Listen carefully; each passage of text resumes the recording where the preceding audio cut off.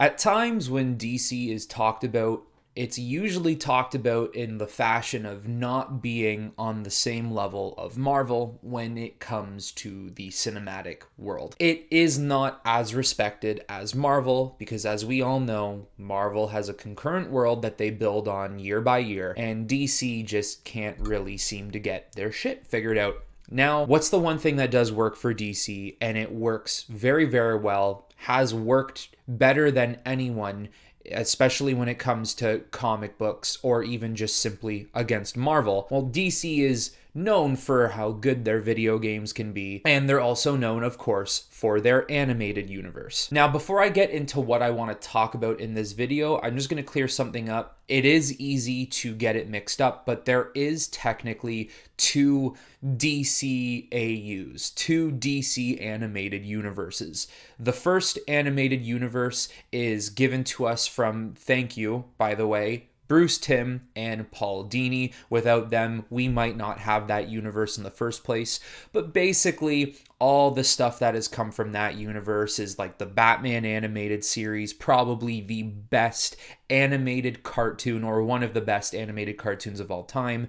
You obviously have the Superman animated series, which is amazing as well, the Justice League animated series, and then you got some really good movies that come from that world as well. Batman Beyond, Return of the Joker, Batman Mask of the Phantasm, which a lot of people do consider to be one of the best animated cartoons of all time. Then secondly, you have the other DCAU, or some people call it the DCAMU, which really isn't as catchy, but it stands for DC Animated Movie Universe. And that universe is separate from the DCAU. The AMU is strictly the New 52 storyline they started to develop in 2013. That huge strand of animated movies they made from 2013 to 2020, and you had a ton of Batman films, tons of Justice Leagues and Wonder Woman and Superman movies. Those were all stories based off of the New 52 continuity. Now, I am going to be focusing this video more on the DCAU. I'm not a big fan of the New 52, so that whole storyline in the animated world from 2013 to 2020 is not my thing. I am much more into the DC comic books when it came to pre-New 52, or what I call the modern age of DC comic books. So anyways, why are we talking about the animated universe? I was wondering if, now that Discovery is moving in, I made that video about them shaking up DC, doing an overhaul. A lot of us are expecting Discovery to be making a lot of changes to Warner Brothers in the first place. Could they potentially look at the DC animated universe from Bruce Timm and Paul Dini and take inspiration from those projects and essentially say, we got to make a DC universe of our own? The way the MCU works, we need a DCU. Is there any way we can model this DCU the way Bruce Timm and Paul Dini did it back in the late 90s and early 2000s through cartoon form? We can say whatever we want about DC animation in general. Whether you like some things, whether you dislike some things, it does not matter. The one thing that is true, the DC animated universe is so good because, I'm going to mention their names again, Bruce Timm and Paul Dini not only understood how to transition these characters so effectively into cartoon form, they also knew how to branch a story together, where during the time of the late 90s and early 2000s, no one was really thinking about taking superheroes in a media form, live action especially, and branching all these characters together. And if there was people thinking about doing that back in those days, it was very thin. Not many people were thinking about it, and not many people could actually put the boots to the ground and actually start it the way it was started for Marvel in 2008 and beyond. Bruce Timm and Paul Dini found a way to effectively do that, though, through cartoon form. I think there's a reason why their universe is still so sought after. Like, I know to this day so many people who will still go back and watch those cartoons. I've got to be honest, over the past couple of weeks, I have been dying to get my hands on the Justice League series, like on a Blu-ray or something, because I want to rewatch them.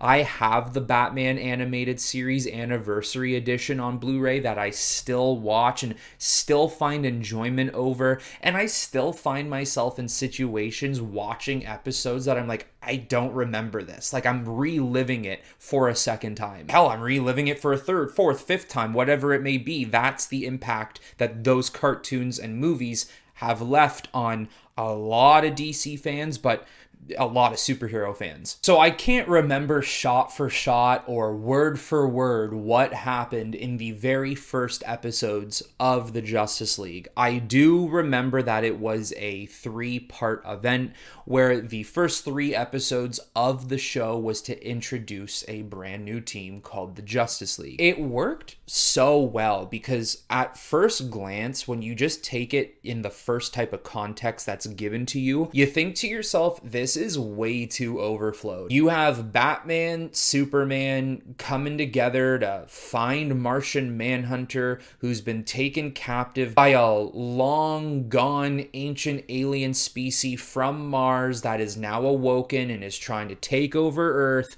And then Martian Manhunter, I believe, if I'm remembering correctly, has to telepathically bring together all the other superheroes to form one big team where they defeat the alien race. And then by the end of that 3-part event, they all meet up on a watchtower that was funded by Batman and created with Superman to form a team called the Justice League. That was all just one big ball of words.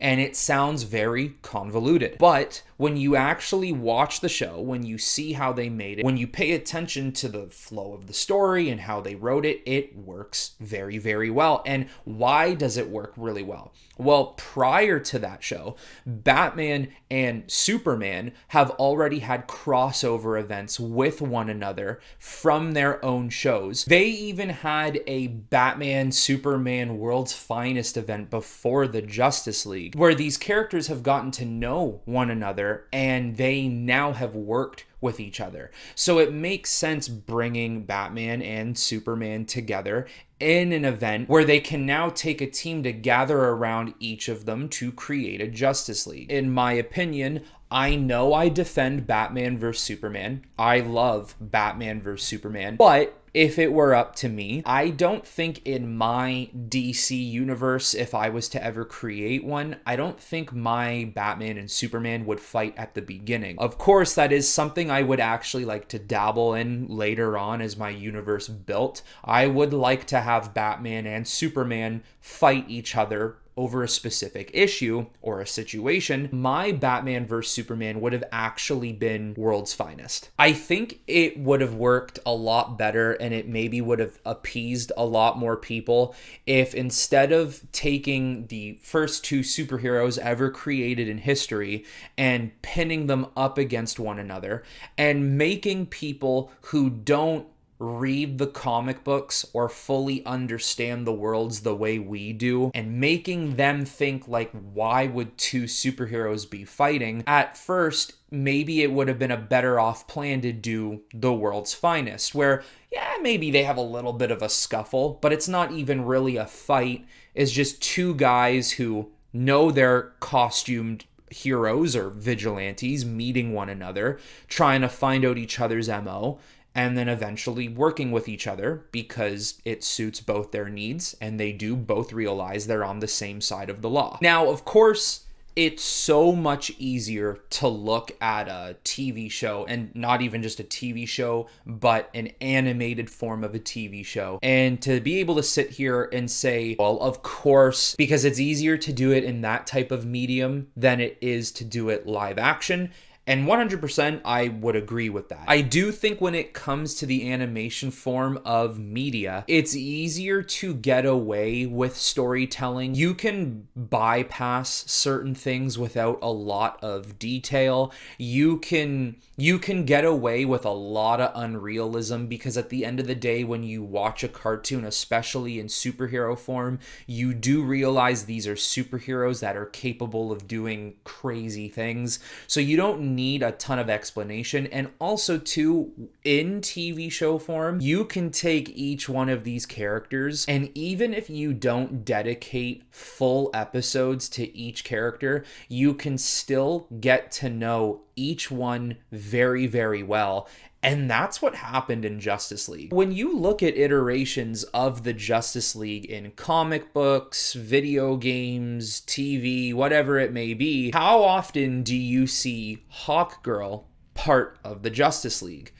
You don't. Yet when you watch this TV show, both Justice League and Justice League Unlimited, the one that followed after, her as a main cast member of the Justice League worked really well. And not just that, you actually grew to love her character. You grew to love every character. The same can be said about Martian Manhunter. Same thing goes for Jon Stewart's Green Lantern. It's usually Hal Jordan. They found ways to change up the cast and crew and make you care about every single one of these characters. Now, my whole thing about this, though, was when it comes to cartoon and when it comes to a TV show option, it's easier to get everyone on board with every character because you're going to have a lot more room and a lot more time to play around with their stories when it comes to live action, especially when it comes to characters who aren't the main guys, when it comes to characters who aren't a Batman or a Superman or a Wonder Woman. Sometimes you're going to have to quicken up the process, introduce these characters, essentially get them to say, hey, I'm blah, blah, blah, this is what I can do, and move on. Although I do believe there is a very efficient way to take what Timm did and Paul Dini and elevate that into live action. Now, this might make a lot of people say, obviously, and if you do end up saying that, I don't blame you. But I think the easiest course of action is to take exactly what they did in the DC animated universe and transition it into a live action world by simply making stories off of Batman and Superman first, even Wonder Woman, if you want to do that. Do stories solely based off of the Trinity, and then elevate that into a Justice League. Essentially, the way they did it in the DC animated world was they started with the Batman animated series. They started with the Superman animated series. Then they branched off into Justice League. Look, I'm not saying DC has to do what Marvel did, and to be honest with you, I hope they don't do that. I don't want to see 5-6 movies before we can finally get to a massive Justice League film. Even if they just find a way to develop a DC universe that started off of Batman, Superman, and Wonder Woman. Create a level playing field between all three of those characters, and also allude to the idea or the fact that there are others like them out in the world and out in the universe, and then find a way to efficiently bring the Justice League together the way they did it in the DC animated universe. And then look what they did with Justice League Unlimited. They fully rounded off the main cast of the Justice League. Batman, Superman, Wonder Woman, Green Lantern, Hawkgirl, Flash, and Martian Manhunter. They obviously weren't going to say, okay, we're done with these characters, move on. No, they sell, and they're important to the DC universe and the fandom. But what Justice League Unlimited allowed them to do was they were capable of branching off to a whole roster of DC universe characters and bringing them into a wider world of the Justice League. But why were they capable of doing it? It's because of time. I know time can be annoying because sometimes you gotta wait a long time for something. Time was important in the sense that you had time to develop the main important characters of the Justice Justice League. And with all of that time, it allowed them to branch off into something they maybe never thought they were ever going to be able to do. Using characters like Deadman or Mr. Terrific, Dr. Fate, Captain Atom, Plastic Man. And they were capable of doing that and giving those characters fresh stories of their own because they already spent so much time using the original cast. And even though they've already spent so much time on them, they still kept them around as bigger or main roles because they still drive the DC universe. They are still in the front seat of moving the DC world forward. Without those characters, you really don't have DC. You still need to involve them some way, but it still gave them time and it still gave them space to play around with the others. I think what made the DCAU so successful, what made all those animated projects so good and so loved amongst us fans, is simply you needed someone who understands. I'm not saying you have to take everything from comic books and put it onto paper and animate it or film it live action. But what I'm saying is you need a fan and you need someone who loves these worlds and loves these characters. I mean, Bruce Timm loves Batman. Paul Dini loves Superman. And if you simply love and respect both Batman and Superman, and you are given a sandbox to play around in a DC universe